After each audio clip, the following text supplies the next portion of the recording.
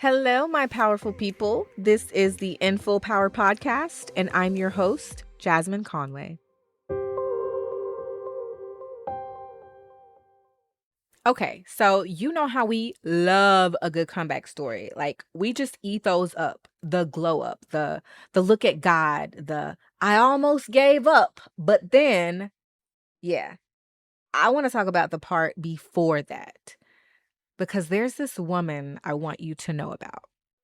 She is just sitting in the middle of a life that did not go the way that she thought it was supposed to go. And I'm not talking about the cleaned up version of the story, not the part where she's on some stage somewhere and everybody is cheering for her. I'm talking about the real middle, the messy part, the part that she is not posting on the internet. She is a single mom. Her marriage didn't work out. Money is tight. And the life that she had mapped out in her head is nothing like the life that she's living. And if you were looking at her from the outside right now, nothing about where she is screams success. There's no glow up post. There's no headline. There's no look how far I've come moment because she doesn't even know yet that it's going to become that. She's not on the other side of it. She's just in it, right in the middle of it.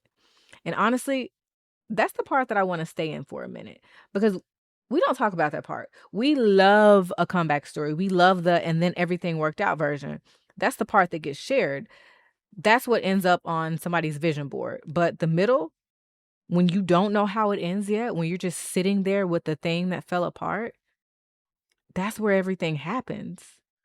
That's where you're just there with the thing that didn't work out.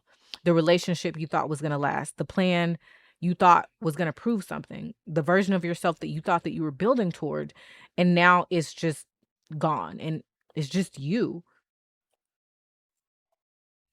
So fast forward years later, right? This woman, she gets invited to give the commencement speech at Harvard. And as she gets up there, she talks about failure. And she said something that I have not been able to stop thinking about. She said that failure stripped away the inessential. Failure stripped away the inessential. Let's just sit with that for a second. Because she's not saying it felt good. She's not saying she was grateful while she was going through it. She's saying that when everything fell apart, it cleared the room. It took away the performance. It took away all the stuff that she was chasing to prove she was okay. And what was left? What was left? Her daughter, an old typewriter, and this idea that she just couldn't shake. And that eventually became one of the most successful book series in the world. And you might have heard of it. It's called Harry Potter. And that woman was J.K. Rowling. And I don't want to tell her story the easy way. Like she struggled and then she made it, the end. Because I think what that would do is it would miss the whole point. Before success gave her the applause, failure gave her clarity. And that's what I want to talk about today. I want to talk about why you need to fail. And look, I'm not saying you need to fail because it feels good. It absolutely does not. I'm not saying that every hard thing has some sort of hidden blessing in it that you just need to find. Sometimes it's just hard.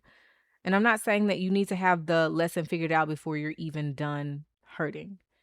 What I'm saying is that failure gives you something that playing it safe never will. So today I want to give you 4 reasons why you actually need to fail. Failure gives you feedback. Failure strips away what is not essential. Failure shows you what is still standing. And failure teaches you how to move differently. All right, let's get into it. Number 1, failure gives you feedback. Now, I know that sounds simple and maybe it sounds obvious too. But here's the thing. We don't actually experience failure as feedback when we're in it. We experience it as proof that we shouldn't have tried, or proof that we're not as good as we thought we were, or proof that maybe we are somehow not built for whatever it is that we're reaching for. But what if it's not proof? What if sometimes failure is not there to define you? And what if it's there to develop you? Because there's actually research on this. Deshaun Wang and his team over at Northwestern University, the Kellogg School of Management, they did this massive study that got published in the journal Nature. And when I say massive, it was massive. They analyzed almost 800,000 grant applications that were submitted to the National Institute of Health. And this was almost 3 decades worth of data starting in 1985. And they looked at venture capital startups and randomly terrorist organizations. And they did this to understand what actually separates people who eventually succeed from the people who don't. And here's what they found: the people who eventually succeeded and the people who eventually failed, they tried basically the same number of times. Let me say that again. The winners and the losers put in roughly the same number of attempts. So persistence alone, just grinding it out, just trying over and over again, that's not actually what separated them. What separated them was whether they learned from each failure, whether each next attempt was smarter than the last one. And Wang said it like this: you have to figure out what worked and what didn't, and then focus on what needs to be improved instead of just, thrashing around and changing everything. So it's not just keep going, it's keep learning, adjust, try differently, because failure by itself is not the teacher. Reflection makes it a teacher. Humility makes it a teacher. Being willing to sit down and honestly ask, okay, what did this actually show me?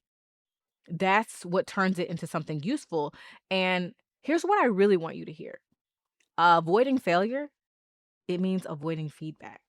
And feedback is how you get better. A rejected pitch is telling you something. A social media post that flopped, it's telling you something. A launch that didn't land, an interview that didn't turn into an offer, a relationship pattern that keeps showing up. All of this is telling you something. It is information. And now, this part, it matters. It might not be telling you what your fear says it's telling you.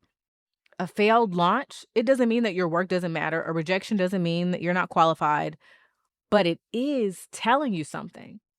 And if you're willing to pay attention, that information is actually really valuable, because success can make you sloppy. It can make you skip the reflection part. It can make you keep performing a version of yourself that gets rewarded, even when that version isn't fully honest anymore. But failure, what it does is it interrupts all of that. It just stops you and goes, wait, you need to look at this. Number 2, failure strips away what is not essential. And this is the piece of Rowling's speech that I keep coming back to, because she didn't just say that she had a rough time and then got successful. She said that failure stripped away the inessential. And I think that's actually why failure hurts as much as it does sometimes, because it's not just taking the outcome you wanted, it's taking the image, the title, the version of you that you knew how to explain to people at family dinners and work events. It takes the thing that you were using to feel like you were on track. And when that's gone, you just have to face yourself. There's no performance. There's no borrowed version of success. It's just you. Failure, it clears the room. And when the room is clear, you get to find out what is actually real. Number 3, and y'all, this one is personal. Failure shows you what is still standing. I lost my job recently, and I'm not going to sit up here and pretend that felt like some sort of spiritual awakening, because it did not. It was disorienting. It was humbling. And it brought up a lot of questions that I wasn't necessarily trying to sit with, if I'm being honest. And here's what I know about job loss. And maybe you know this too. It's never just the job. Work is tied to our identity. It's our routine. It's our security. It's how you explain yourself when somebody asks what you do.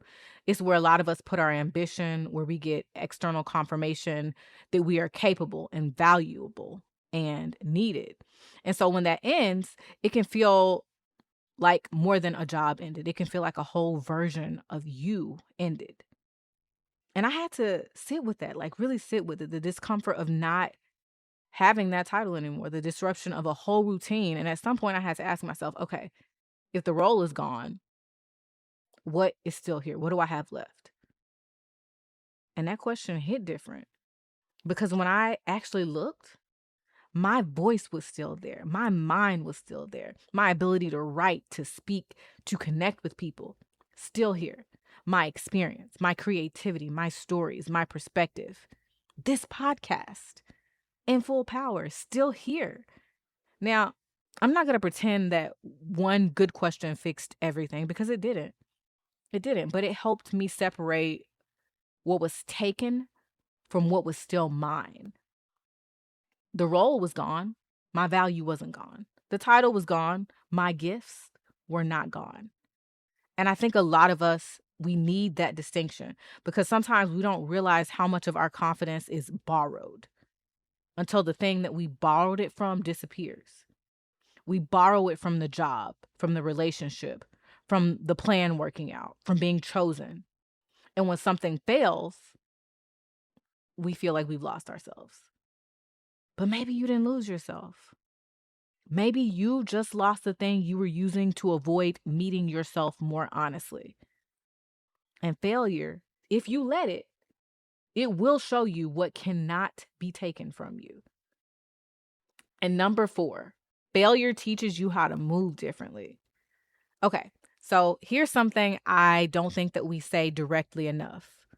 You cannot improve what you never test. You can't refine the speech that you never give. You can't figure out what connects if you never put anything in front of anybody. You can't build confidence around something that you keep avoiding. And some of us, I say this with love because I have been there. Some of us are calling it preparation when it is actually protection. Protection from feedback, protection from being seen trying and it not working. Or when we say things like, well, I'm just not ready yet. Or I need a little bit more time. Or I want it to be really good before I put it out. And listen, preparation matters. It does. I'm not knocking that at all. But if we're being honest, sometimes the thing that we're calling preparation is fear.